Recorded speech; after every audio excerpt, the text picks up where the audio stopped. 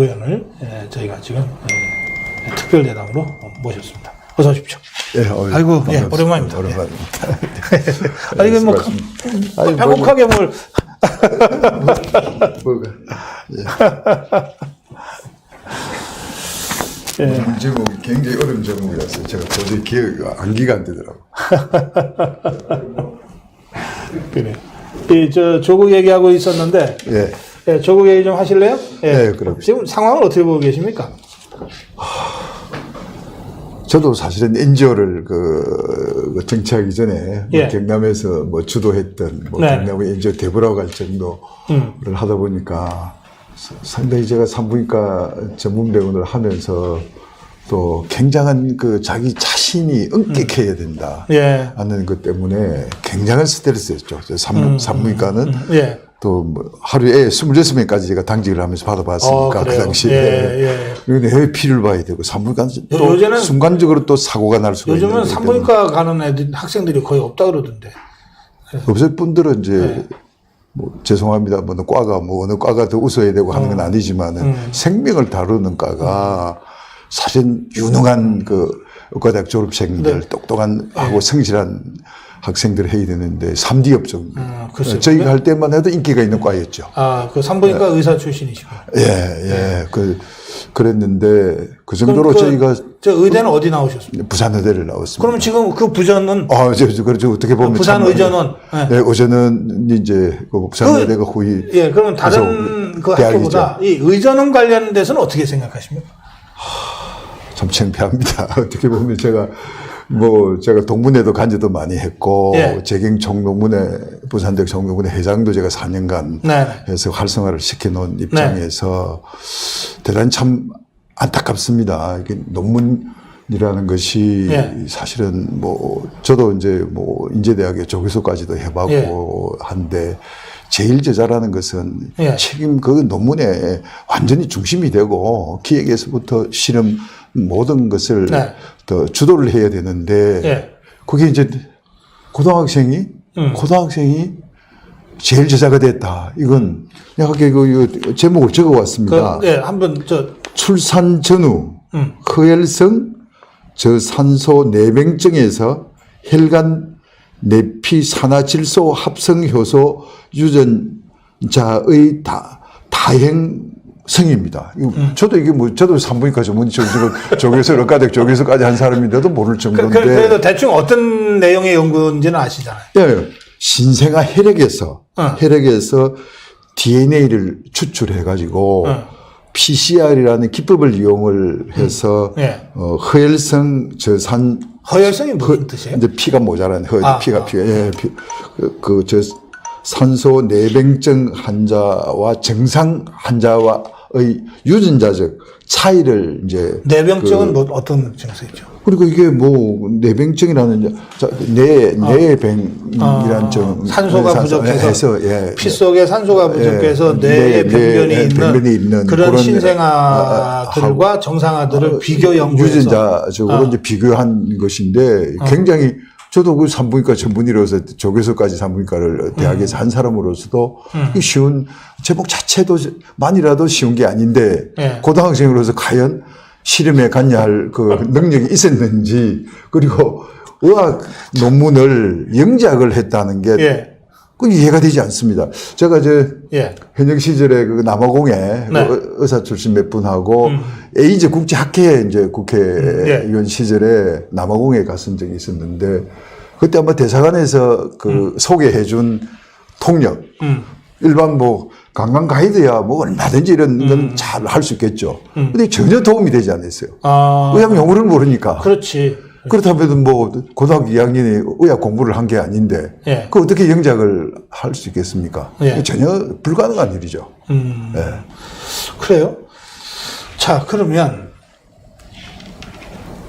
이 고등학생이 이를테면은 뭔가 직접 피를 뽑았거나 환아들의 피를 뽑았거나 그것도 아니면 데이터를 수집 비교했거나 그것도 아니라면 그 데이터가 문서화된 것을 영어로 번역할 때라도 읽었을 거 아니에요. 그럼 이게 다 환자 개인 정보인데 그렇죠.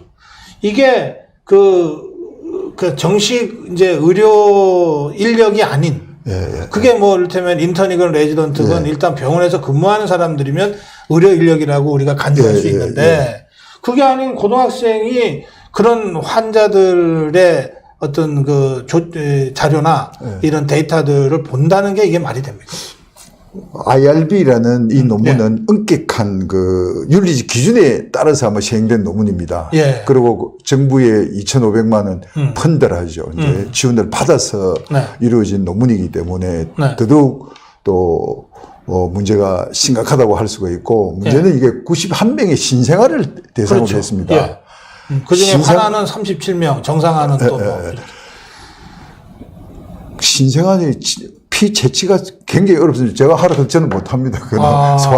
소아과에 소아청소년과에서 전문 그게 뭐 간호사나 발바닥에다가 이렇게 그게 이제 체리 잘 안 될 때는 발바닥에 이제 보통은 여기다 하는데 이 혈관이 형성이 안 되죠. 발바닥에 찔러 가지고 짜내야 됩니다. 이렇게 거의 뭐 한참 짜내야 되니까 이런 걸 이렇게 어렵게 혈액을 채취를 해야 되는데 이게 아마 그 부모님의 동의를 얻었을 거 아닙니까? 얻지 않고 할 수는 없는 건데 그걸 부모님들이 자기 아이의 특히 신생아 갓 태어난 아이의 그 고통, 아픔이 물론 태어나서는 그 신경이 그 고통의 어떤 신경이 발달이 덜 되기 때문에 뭐 아이가 그렇게 고통을 표현을 못 합니다만은 이걸 동의를 해 줬을 때는 의학 발전을 위해서 부모들이 동의를 해 줬을 거 아닙니까? 근데 이걸 조구부자 딸의 어떤 대학 가기 위한 스펙을 위한 걸로서 악용이 됐다는 데서는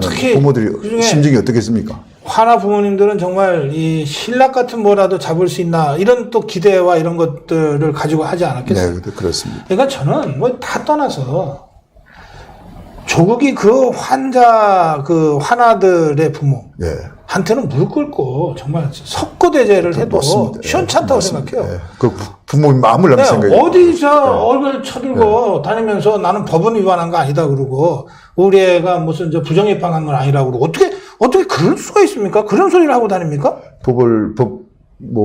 법학 전문대학원 교수가 법을 잘 알겠지만은 법을 위반 서로 한 거 아니라 하더라도 도의적으로 있을 수 없는 것이고 그게 또 일반 교수가 아니고 자기는 가장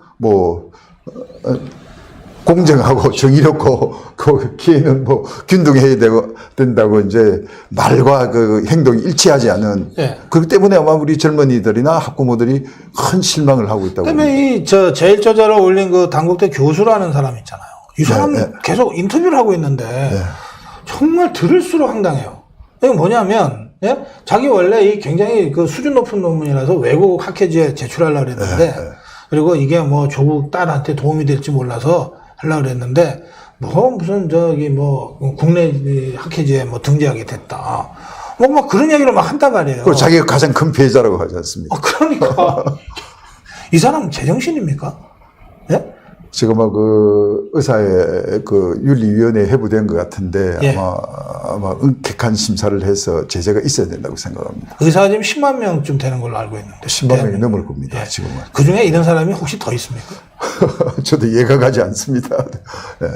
저는 이 논문에 대한 조사와 위법 행위에 대한 조사가 필요하지만 저는 적어도 의협 차원에서 이런 사람이 무슨 의사 자격이 있냐 그러고 전 바로 징계 조치 들어가야 된다고 생각해요. 저도 그렇게 생각합니다. 어떻게 이런 일이 있을 수 있습니까? 어느 직종보다도 의사라는 직종이 우리 의료인들이 자긍심도 가지고 있을 분들의 의료 윤리가 가장 강조되는 직업군이라고 할 수 있습니다. 그 조국 어머니 혹시 아십니까?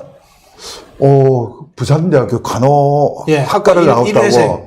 학과 1회 같으면은. 그리고 의전원에 무슨 학생 총동창회장 역할. 제하고 아마 비슷한 학번이지 싶은데, 그 아마 1회 전에는. 간호학교라 해가지고 부산대학 의과대학 부속병 간호학교에 3년째였는데 아마 4년째 같으면 1회 정도 될 겁니다. 그렇죠. 그 사람이 무슨 그림도 막 기증하고 그렇게 뭘 했대는데. 전업 하간 걸로. 운동학원 이사장. 그런 걸로 알고 있습니다. 그런데 이 사람의 그런 것과 그 조국 딸의 6학기 연속 장학금 이게 하여튼 좀 연관이 없을 수가 없다. 이제 그런 이제 의혹들이 제기되고 있는데. 저는 당연하다고 생각합니다. 물론 예. 이제 개인 노한정 그 양산대학 병원장 하시고 예. 지금 부산시 의료원장 하시는 분은 제가 잘 아는 후배입니다. 아, 그래요? 상당히 예. 뭐 의사로서 훌륭한 분이죠. 훌륭한 분인데 장학금을 한 학생한테 그동안에 200만 원씩 11번을 주었는데 6번을 조국 딸이 예. 받았다는 예, 거죠. 예. 그것도 유급을 2번 한 네네. 학생한테 유급이 상당히 뭐 하다 보면은 심리적 고통도 크니까 격려 차원에서 주었다는 이 말이 되지 않죠. 뭐 물론 장학금은 성적 우수한 학생에게 뭐 줄 수도 있고 요즘은 성적 우수한 학생들이 되게 경제적으로 부유한 학생들이 많기 때문에 잘못하면 이게 용돈 받게 되지 않지 않습니까? 장학금이라는 게. 그러다 보니까 가정 형편이 어려운 학생에게 이제 장학금을 주는 추세로 있다고 봅니다. 그렇다고 하더라도 유급을 2번 했다면은, 사실 유급 2번 하면은, 이건 완전히 제적이 되는 걸로 저희는 알고 있었는데, 제가 뒤에 좀 알아본 결과, 학칙을 바꿔가지고. 예, 뭐 구제하는 방법이 이제 만들어졌고요. 3번까지, 예. 3번까지, 이제 2번까지는 제적을 하지 않고, 한 번 더 기회를 주는, 뭐 이런 걸 봐서는 제가 참 그 부산 그 의대 뭐 전신을 할 수 있습니다. 어쨌든 의과대학 출신으로서 동문으로서 굉장히 참 부끄럽기도 하고 그렇습니다. 근데 왜 부산 의전은 촛불도 안 들어요? 그 후배들이 왜 그래요? 의원님? 그 한때 그 부산대학도 든다 그랬나, 촛불? 제가 좀 촛불 집회가 뭐 지금 제가 대학 예. 육과학번에 들어갔었는데 예. 그때도 삼성계원 결혼 반대, 유신 반대 할 때 서울에 있는 대학생들은 정상적으로 그 중간고사, 기말고사를 한 몇 년간 치른 적이 없습니다. 근데 부산대학만은 이제 그렇게 시험치를 한다고 제가 의예과를 다니면서 부산대학 7분을 주도를 했습니다. 지금 같으면은 요즘 블랙리스트 1호 정도 의원님이 지금 학생이 아니시라서 아마 제가 학생 같으면은 분명히 아마 그런데 촛불을 들었을 겁니다. 예. 누군가요? 노한정. 아는 후배라고요? 네, 아주. 검찰이 압수수색을 했는데 이 사람의 자료에서 자기가 대통령 주치하는데 뭐 큰 역할을 했다 뭐 이런 메모가 나왔대요. 참 그렇다. 대통령 주치가 그렇게 결정됩니까? 대통령 주치는 위급 사태 대비를 해야 되기 때문에 네. 청와대가 부산에 있지 않습니까? 그렇다면은 서울에 청와대가 있다면은 가까운 쪽의 주치가 수시로 이제 그 대통령 건강을 체크하고 하려면은 서울에 계시는 대학에 있는 분들이 하는 것이 저는 옳다고 생각을 합니다. 아무리 지방대학에 있는 분이 우수하다 하더라도. 물론 이제 지방에도. 혹시 대통령이 이렇게 연가도 자주 내고, 지난번에도 양산 사제가. 예, 북한이 미사일 발사가 거의 징후가 포착됐는데, 8월 15일 날 오후에, 16일 날 또 연간해서 양산 갔잖아요. 그게 부산에 있는 주치의한테 치료받으려고 간 겁니까, 그러면? 그건 잘 모르겠습니다. 아니, 의사가 왔다 갔다 하기 힘들면 의사가 왔다 갔다 해야지 뭐. 그분이 내과 의사이기 때문에, 뭐, 굳이 아마 청와대 의무실도 있을 겁니다. 그러니까 어떻게 주치의를 그렇게 경영 안 하고요. 이게 말이 됩니까, 도대체? 예? 좀 이해가 되지 않은 부분입니다. 참. 알겠습니다.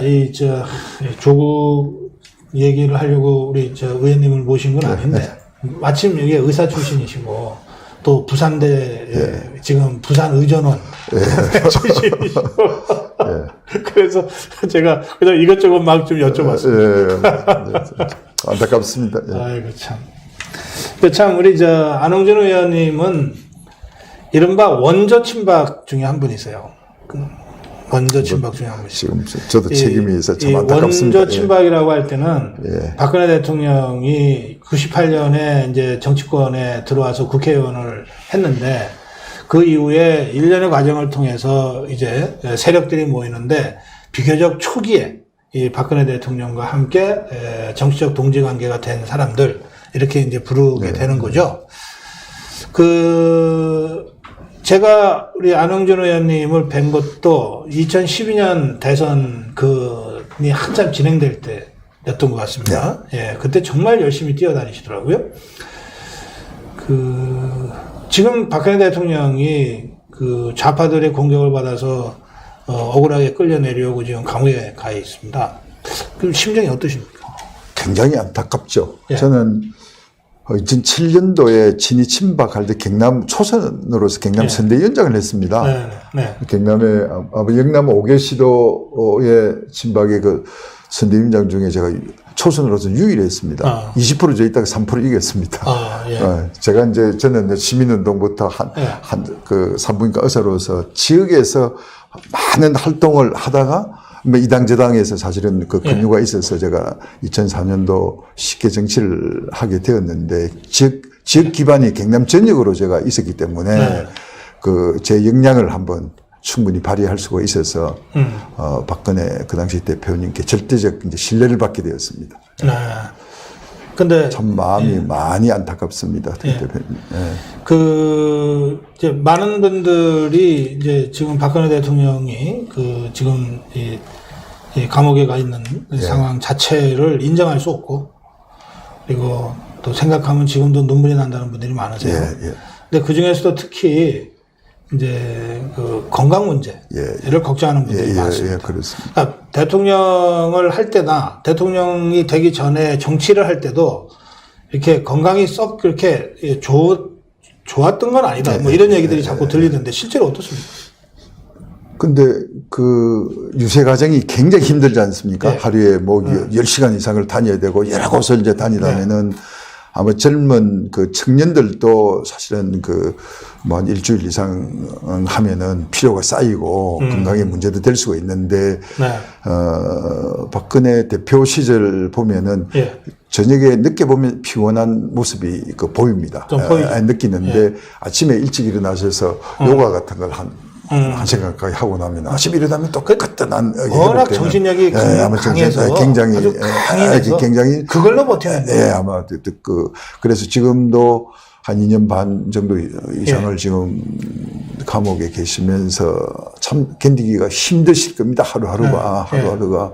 그리고 건강에 큰 문제가 없었으면 하는 또 바람도 있습니다. 그래.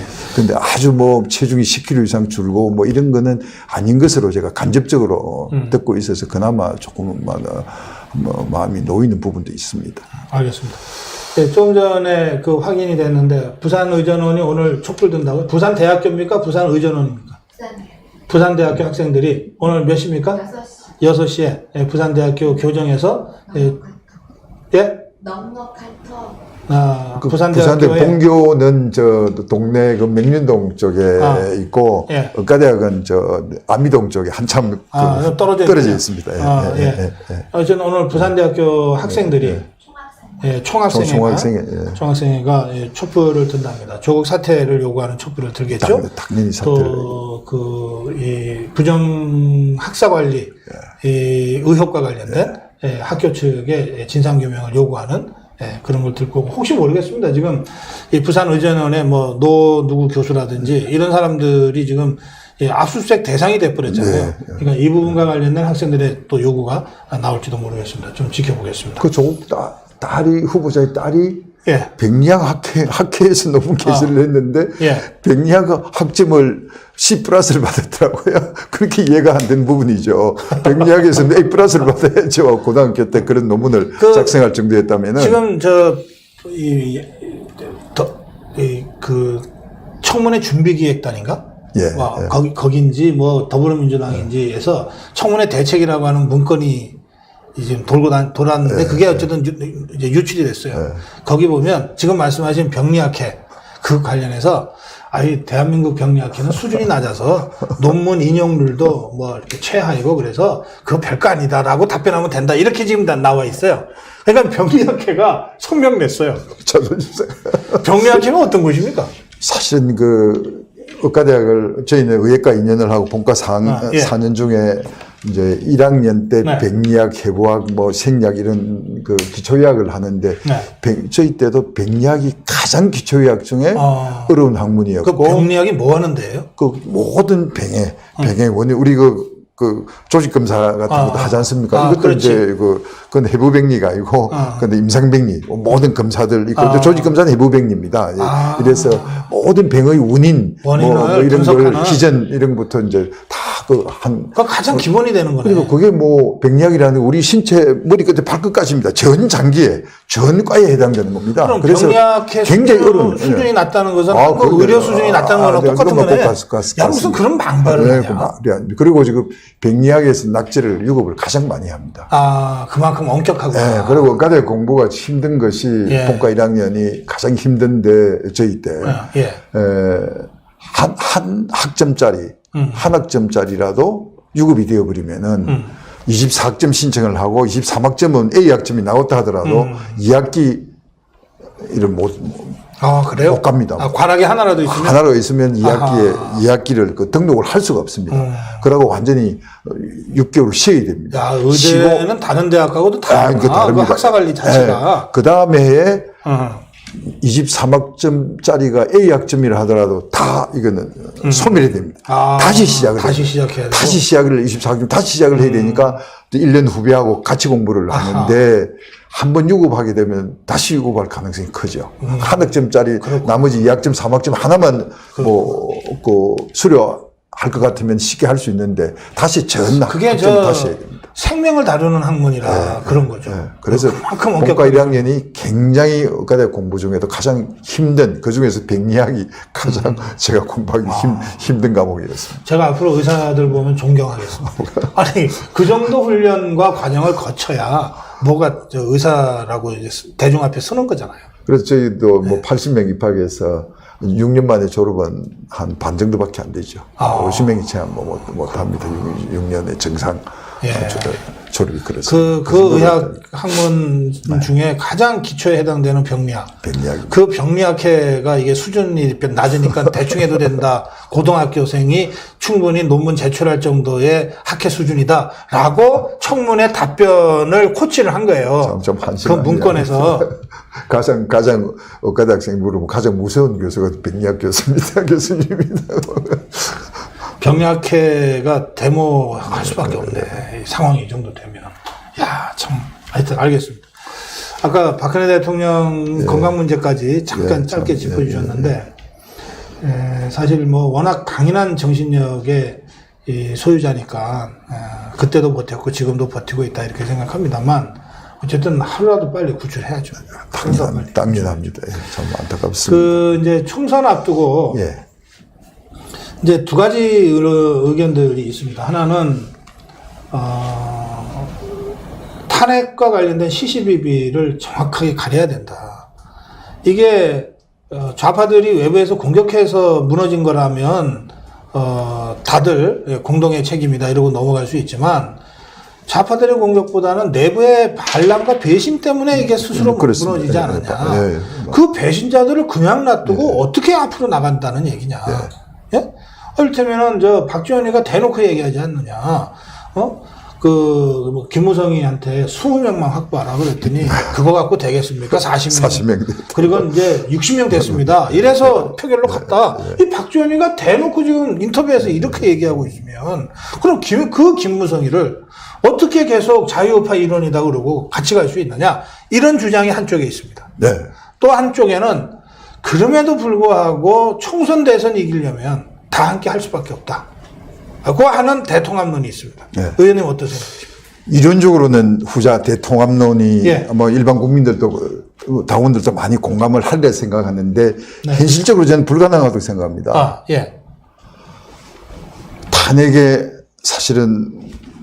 탄핵은 왜 62명, 저는 플러스 알파 몇 분 있다고 생각합니다. 그게 60 알려진 생각. 그분들이 왜 탄핵을 했을까? 대한민국과 그 당시 그 당을 위해서 했을까?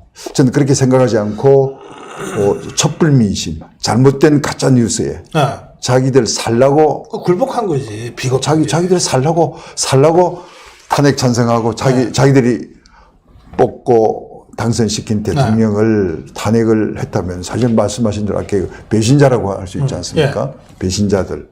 또 그리고 탄핵에 찬성을 하지 않고 반대를 하고 당에 남아 있었다 하더라도 이게 단순히 배신자가 아니고요. 가만히 생각해 보니까 이 자들이요 탈영자들이야.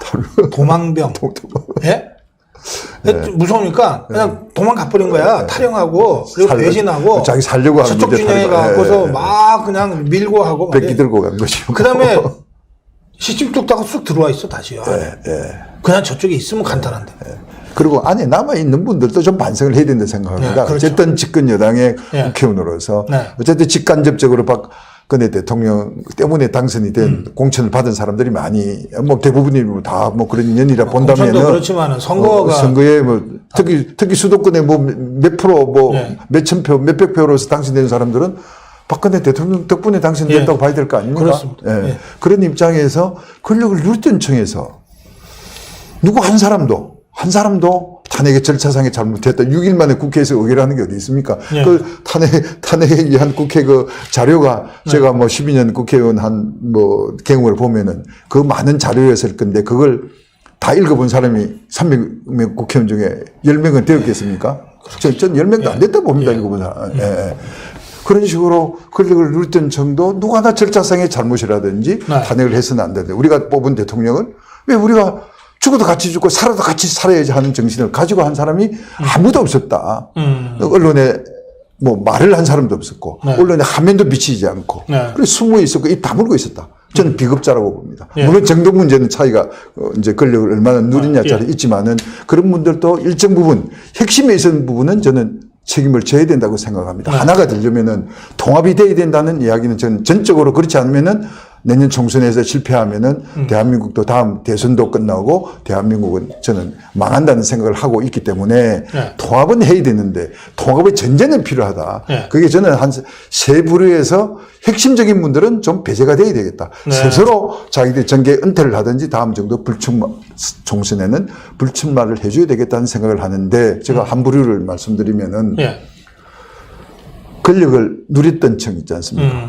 뭐 친박에서 역할을 주도적으로 한 분, 뭐 지금 이제 최경환 의원이 1차적으로 지금 뭐 국회의원직이 지금 구속이 돼 있고 국회의원도 아니죠 이제 서초근 대표 지금 그 무소속으로 가 계십니다. 그 안에 최경환 의원하고 가까웠던 홍문종 의원이 지금 또 탈당을 해 있고 그 안에 가까웠던 분 한 뭐 두서너 분 있습니다. 두서 분은 제가 뭐 금연까지는 안 하겠습니다만은 저는 누구보다 잘 알지 않습니까?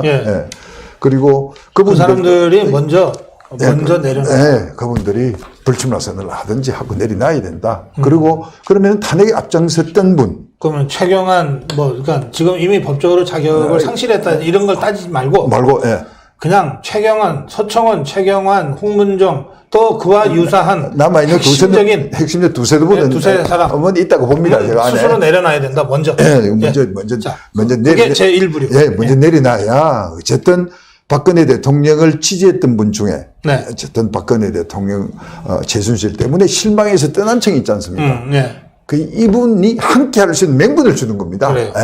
적어도 그분 정도 몇 분 정도는 또 스스로 불출마 선언 하든 뭐 은퇴를 하든 해야 된다. 그다음에 탄핵에 앞장섰던 아시다시피 뭐 언론에 뭐 어디에서 뭐 오적 이야기 나오는 분들 이제 검증은 안 하겠습니다만은 이런 분들 검증해야지.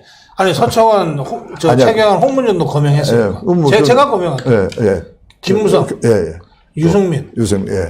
그다음에 또 누굴까요? 그 탄핵 소추하고 다 했던 권성동, 또 김성태, 이런 사람들 말이에요. 그 사람들도 배제돼야 돼요. 그 사람들도 스스로 나라를 위하고 당을 위해서는 자기들 스스로 같이 은퇴를 해줘야 많은 지금 태극기 그 세력의 애국 세력들 있지 않습니까? 그 겨울이든 여름이든 매주 그 집회를 나라를 위해서 하고 있는 애국 세력 이분들이 적어도 그분 정도 몇 분 정도는 은퇴를 해줘야 배제가 되어야 함께 할 수 있는 명분을 줍니다. 또 그분들 또 배제해가지고는 우리가 총선에 이길 수가 없다. 세 번째 부류는 우리 보수는 소위 말하면 그 예의와 이런 품위를 갖춰야 되는데 대표 중에 전에 지방선거 때 하고 했던 분 중에 대표가 홍준표 품위 없이 막말하고 하다 보니까 우리 중도 보수나 그 합리적인 보수층에서 많이 떠나 있습니다. 막말하는 그 대표 때문에. 그래서 거기에 최측근 한 두서너 분이라도 홍준표와 포함해서 최측근 두서너. 그럼 최측근이 뭐 있나요? 뭐 비실장하고 한 사람도 있지 않습니까? 있고 뭐 비실장 누가 비실장했어요? 제가 좀 금명하기는 좀 그렇습니다. 갑자기 기억이 안 나요? 비실장도 두 분 정도 있고, 있겠죠. 그 당시 뭐 또 여의도 연구원에서 역할한 분도 있고, 뭐 현역위원은 아니지만은, 아니고 한 몇 분 정도는 스스로 불출마 선언이든 이제 은퇴를 해줘야 바깥에 있는 분들이 그래도 100% 만족은 못 하더라도 아까 세부류 때문에 떠나 있던 분들이 함께 할 수 있는 명분을 준다는 겁니다. 네. 그런 전제가 되어서 대통합이 되어야지 무조건 탄핵을 뭐 짚고 넘어가자 이러면은 말은 옳은데 과연 통합이 되겠습니까? 예, 그 의원님 말씀 뭐 대체로들 공감하실 겁니다. 저는 말이죠. 참 그 중에서도 예? 감옥에 간 박근혜 대통령을 출당시킨 사람은 참 이건 예? 그 홍준표 아닙니까? 춘향인 줄 알았더니 예. 알겠습니다. 이런 적어도 세 부류의 아주 구체적으로 말씀하셨어요. 친박 중에서 서청원, 최경환, 홍문종과 그 수준에서 책임을 져야 될 만한 한 두어 사람 더는 스스로 입장 정리하고 정계 은퇴해라. 불출마와 정계 은퇴해라. 두 번째는 김무성, 유승민, 권성동, 김성태 등의 이 탄핵에 책임 있는 배신자들도 정계 은퇴해라. 그다음에 세 번째가 홍준표와 홍준표 측근들도 정계 은퇴해라. 그렇게 하면 자유파가 함께 하는 명분을 줄 수 있습니다. 그렇게 되면 우리 공화당이 뭐로 따로 할 것이며 이 바른미래당에서 올까 말까 고민하는 사람들이 뭐하러 고민하겠는가. 다 함께 할 수 있다. 조금씩은 불만이 있다 하더라도 함께 할 수 있는 명분은 된다고 봅니다. 알겠습니다. 어제 그 보수 통합 토론회가 있었고, 그 토론회에서 뭐 여러 가지 주장들이 나왔는데, 중에 제가 이 사람이 우파인가 해서 좀 갸우뚱했던 사람으로 나왔던 이름이 안철수예요. 안철수는 어떻게 생각하세요? 그분도 제가 어쩌면 의사 출신입니다. 그것도 부산 의사 출신이고 대학은 뭐 서울대를 나왔습니다만은 사실 의사 출신이 선진국에 비해서는 국회의원 한국은 좀 적은 편입니다. 보건의료 문제나 의사 출신도 또 의정 활동을 다들 아마 열심히 했다고 생각을 하는데 이분도 그동안에 쭉 새정치라고 하면서 말씀해 온 걸 보면은 저희 자유한국당하고는 상당히 그동안에 거리가 먼 또 비판을 많이 한 분이지만은 본인이 이제 뭐 이전에 한 발언 일정 부분 또 설명이랄까 해명을 한다면은 보수대 통합에 할 수 있는 뭐 좋은 인물이라고 생각을 합니다. 그래요. 그 점은 저하고 약간 생각이 다르신데 저는 2016년 이제 가을에 이제 그 좌파들이 촛불 들고 나올 때 그때 정치권에서요. 제일 먼저 박근혜 탄핵시켜야 된다고 주장하고 거리로 뛰쳐나간 게 안철수예요. 그때까지만 해도 문재인과 이 좌파들은 이게 한국당이 100석 이상을 갖고 있는데 아무리 자기들이 주장을 해도 현실적으로 이게 안 될 일이다 생각해서 탄핵 얘기를 안 했어요. 탄핵 얘기를 안 했어요. 3분의 2 확보가 불가능했죠. 그냥 박근혜 사퇴 박근혜 하야는 주장했지만 자기들이 탄핵시키자고는 안 했거든. 근데 갑자기 안철수가 튀어나간 거예요. 길거리로 튀어나가서 박근혜 탄핵 서명운동 하겠다고 그러고 이러면서 이 초기 촛불이 막 불이 붙고 이러면서 야 이게 될 것 같으니까 문재인과 좌파 세력이 거기 편승한 거거든요. 그렇습니다. 저는 그 점과 관련해서는 저는 안철수가 이 역사적으로 지은 죄가 너무 크다. 저 그렇게 생각합니다. 물론 그 말씀 옳으신데 이제 약간 통합 어쨌든 문재인 정권이 다시 이어지면 대한민국은 망한다는 생각을 하기 때문에 그 아까 전제로 제가 해명은 해야 된다. 아니 어떤 해명은 있어야 된다. 그리고 우리 당내 인사가 아니고 어쨌든 그 당시 야당 인사였기 때문에 뭐 그런 국민들이 우리 보수청에서 납득할 만한 해명만 전제가 된다면은 저는 함께 할 수도 있다 이런 알겠습니다. 생각을 합니다. 이제 자유파가 지난 2년 반 동안 정말 뭐 연전연패 하다가 작년 가을부터 찬바람 불기 시작하면서부터 조금씩 이제 정신을 차리기 시작했어요. 그런데 그렇게 해서 지금은 사실 전국 주도권을 좌파가 아니라 자유파가 잡고 있죠. 특히 특히 뭐 우리 구 박사님 같은 유튜브가 뭐 완전히 뭐 압도를 하고 있는 것 같습니다. 예. 저희들이 한 건 사실 별로 없고요. 아니 그 영향이 큽니다. 근데 그렇게 국면이 전환되고 주도권이 자유우파 진영으로 넘어오는 과정에서 부울경 민심이 결정적인 역할을 한 것 같습니다. 제가 그동안 부산, 울산, 경남은 한 달에 한두 번은 꼭 내려갔거든요. 그래서 계속해서 부울경 민심의 변화를 제가 몸으로 느껴왔습니다. 이 경남 지역에서 워낙 그 기반도 넓고 또 오래 정치를 하셨기 때문에, 그리고 사실은 부산, 경남은 거의 한 몸처럼 움직이잖아요. 울산은 약간 좀 따로 움직이는 측면이 있다 하더라도 크게 봐서 같이 움직이잖아요. 부울경 민심을 지금 의원님 어떻게 정의해 주실 수 있겠습니까? 자, 언론이 바라보는 PK. 네. 그러니까 조금 다른 점이 있습니다. 네. 제가 우리 그 박근혜 대통령 당선되기 전이나 후에도 제가 이제 그 말씀 몇 번 드린 적이 있는데, 대구와 경북은 TK입니다. 네. TK. 항상 대구 경북 의원들은 모임도 같이 합니다. 모임도 같이 하고 항상 어디 그 행사를 해도 되게 같이 하는데, 부산 경남은 PK가 아니라 P와 K다. P와 K다. 갱마장 문제, 물 문제, 공항 문제, 신항 문제, 항상 부산 경남은 대립적입니다. 부산 국회의원의 3분의 1 이상이 경남의 연고를 출신은 경남입니다만은 항상 따로 놉니다. 그래서 1년에 한 번도 같이 함께 하지도 않습니다. 그래서 중앙에서 보면 항상 PK, 뭐 여론조사를 PK 하는 TK와 PK는 다르다. P와 K다. 이 말씀을 드리고, 네. 지난번 지방선거에서 사실 부산이 참패했고 경남은 사실은 참패할 지역이 아니었습니다. 경남 정서는 부산하고 부산은 면적이 적기 때문에 정서가 거의 바람이 함께 갈 수 있습니다. 면적이 적기 때문에. 경남은 면적이 동부 서부에서 다방에 넓습니다. 그래서 서부하고 중부 동부하고 좀 많이 다르죠. 정서가 분위기가 많이 다르죠.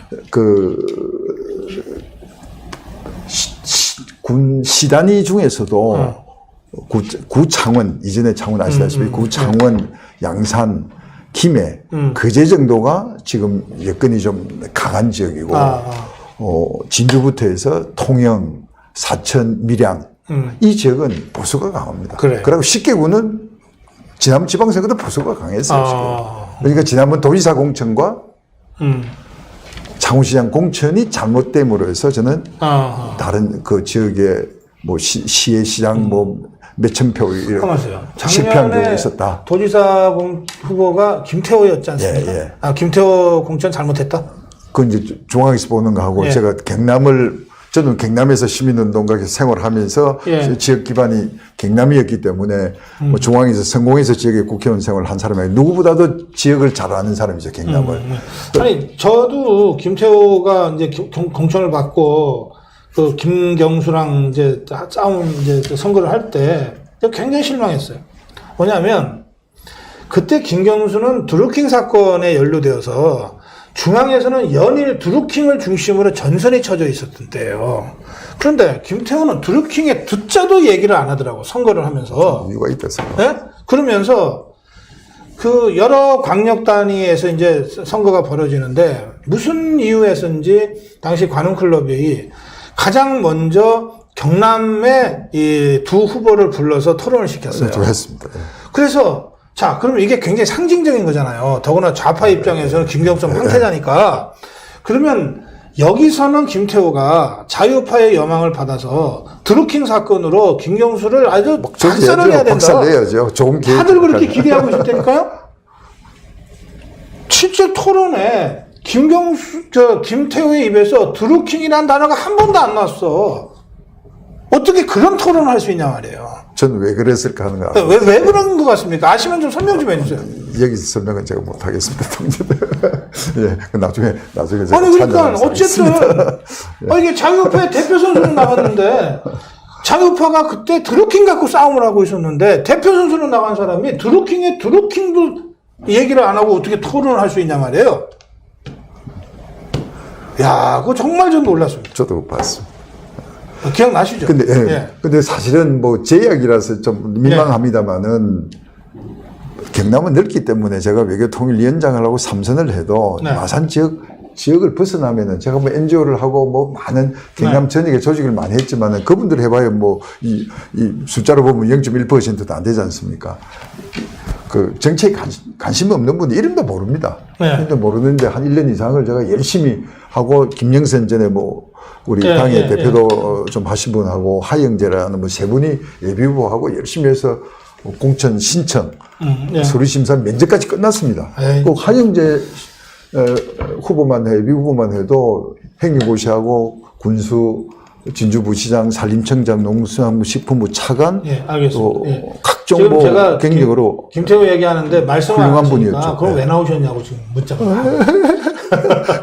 이게 뭐 정치에서 이게 생방송에서 바로 얘기하기 어려운 제가 이면의 얘기들이 좀 있습니다. 도리가 아닌 것 같습니다. 그 진짜 여러분 좀 이해해 주시기 바랍니다. 김태우도 우리 안홍준 저하고 아주 가까운 분이었고 아주 가까운 후배 정치인이기 때문에 이해해 주시기 바랍니다. 그런 차원에서 지금 말씀을 좀 아낀다고 여러분들이 이해하시면 될 것 같습니다. 넘어가죠.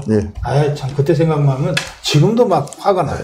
그 경남 선거를 그렇게 망칠 곳이 아니었는데 홍준표가 공천 잘못으로 경남 선거를 망치게 됐다. 이 결론은 그렇게 말씀드리겠습니다. 알겠습니다. 우리 안홍준 의원이 디딤돌이라는 그 모임을 창립했습니다. 예, 제가 그 창립 그 인사하는 24일 날 동영상을 제가 봤습니다. 그 디딤돌 어떤 모임입니까? 지금 저는 대한민국 어디를 갈지 모르다. 한마디로 대한민국이 망하고 있다는 생각에서 좌파들은 민주노총이나 정교조를 통해서 함께해서 큰 힘을 발휘해서 대통령 탄핵까지도 이끌어내는데 우리 우파 쪽에서는 한 사람 한 사람 보면 훌륭하고 좋은 생각을 가지고 있어도 함께하지 못하면 모래알이다. 제가 이제 시민운동의 경험을 그날 인사말에도 말씀드렸는데 제가 경남 쪽에 뭐 한강 이남에서는 NGO를 저만큼 한 사람 없다 자부할 정도로 제가 나이 40부터 제가 상임대표를 계속 전체 뭐 여러 단체를 모아서 했는데 제가 업적 중에 가장 큰 업적을 위천공단 저지 및 낙동강 살리기 경남 총궐기본부 상임대표를 하면서 55개 단체를 모아서 병우문장을 하면서 삭발투쟁해서 그 당시 YS의 그 마지막 총리가 이수정 총리였지 않습니까? 총리실에 항의 방문해서 그때 총리께 제가 여러 가지로 지적하고 따졌습니다. 총리께서는 그때 말씀이 소댐을 몇 개 만들어서 상수원처를 하겠다. 그래서요.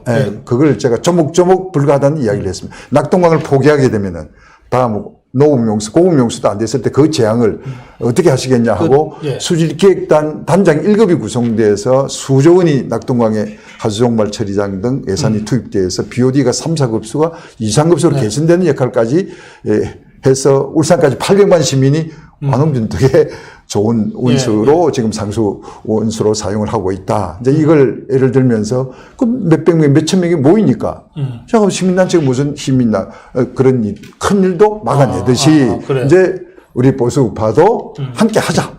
함께 해서 이런 나라가 어려운 시기에 보수 우파 가치를 지키는 자유민주주의 시장경제 법치가 근간이 되는 가치를 우리가 지키는 데 힘을 모으자.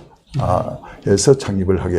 자유우파 시민단체가 디딤돌. 하면서. 경남에? 경남에 하는 디딤돌이 되자. 알겠습니다. 그 경남의 자유우파 시민단체를 이제 이번에 발족시켰는데 모두 회원이 몇 명이나? 1200여 명이 왔어요. 제가 이제 발기인대를 한 150명을 예상을 했는데 한 500여 명이 와서 성황을 이뤘는데 제가 이제 현역 국회의원도 아니고 끈 떨어지고 하면은 가까운 사람들도 거리를 두는 입장인데 경남 MBC 홀이 1200석입니다. 굉장한 그 스트레스를 받았는데 꽉 찰 정도로 많이 와주셔서 사실 요즘은 뭐 전국 어디서나 자유우파 국민들이 소리를 지르고 싶은데 장이 없거든요. 그러니까 주말마다 이러저러한 그 태극기 집회들이 열리고는 있지만 전체 자유우파가 함께 모일 수 있는 곳이 없어요. 그러니까 이제 이번 주 금요일 날 부산에서 그 송상현 광장에서 5시부터 하잖아요. 그리고 또 2시간 후에 또 부산역 쪽인가에서 또 다른 자유우파 단체가 뭘 하고 그러는데 이제 그런 것도 보면 이제 자유우파 국민들이 소리 지르고 싶은 거죠. 소리 지르고 싶은데 길 가다가 혼자 소리 지르면 이상한 사람 되잖아요. 그러니까 그런 최소한의 장만 만들어주면 자유파 국민들이 모인다는 거예요. 지난번 8.24 광화문 대집회도 10만 이상의 우파 국민들이 모였잖아요. 8.15는 그 우중에도 10만 이상의 자유파 국민들이 전국에서 그냥 정말 자기가 도시락 싸고 오잖아요. 그러니까 지금 경남에서도 그런 자유파의 가치를 함께 할 이 디딤돌이라는 자유파 단체가 결성됐다. 근데 18개 시군에도 1200명 지역의 디딤돌 진주 김해 이런 뭐 통영 이런 식으로 결성을 제가 뒤에서 좀 역할을 해서 나중에 연대에서 큰 힘을 발휘할 수 있도록 할 생각입니다. 예, 경남이 18개 시군이 있거든요. 18개 시군. 알겠습니다.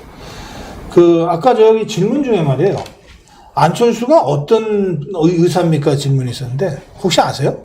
기초약을 한 것으로 압니다. 기초약? 그러면 임상 직접 환자분은 환자 본 그런 의사는 아니었어요? 기초약.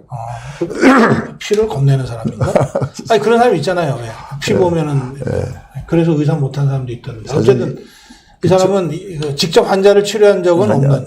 기초와 발전이 우리가 좀 외국 선진국에 비해서 많이 뒤져 있기 때문에 기초약을 하시는 분들을 제가 존경하고 존중합니다. 아까 또 문자 중에 보면 조국이는 어떻게 박사학위도 없이 서울대 교수가 됐냐 이러던데 그거 혹시 아세요? 박사가 있는지 없는지? 박사학위가 없는 걸로 요즘 나오더라고요. 저는 당연히 있는 걸 외국 유학도 했기 때문에 국립대 서울대 교수가 박사학위가 없이 된다. 요즘 최근에는 뭐 옛날에 이제 선배님들 보면 그런 분들이 옛날에는 그래도 그건 아주 옛날이고. 근데 그런 분들도 교수가 된 다음에 또 뒤에 어떻게 해서 박사학위를 다 받았습니다. 또 하죠. 학교에서 또 이제 유예를 해주잖아요. 3년 안에 그러면 논문 쓰시오. 그리고 뭐 최근 몇 년 사이는 이제 각종 뭐 전문직에 있는 분들이 이제 현장에 있던 분들이 학위가 없어도 교수가 임용되는 거는 되는 경우 많지만은 그 당시는 당연히 학위가 기본적으로 있어야 되는데. 조국이 박사 논문이 있는지 없는지는 제가 잘 모르겠어요. 관심이 없어서 잘 모르겠는데 지금 뭐 일각에서 지금 논문도 없이 어떻게 교수가 됐냐 그러니까 진짜 있는지 없는지는 한번 확인해 봐야 되겠습니다. 오늘 이 안홍준 의원, 이 원조 친박 정치인 중에 한 분이신데, 멀리 창원에서 마산입니다. 마산. 그래 지금 창원시가 됐잖아요. 그 참 안타깝습니다.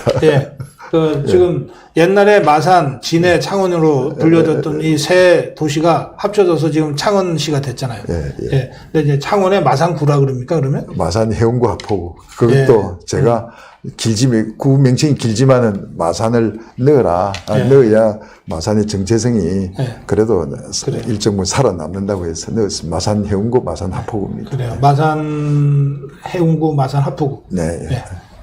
거기서 이제 활동하시는데 오늘 보성호 TV를 위해서 이렇게 올라와 주셨습니다.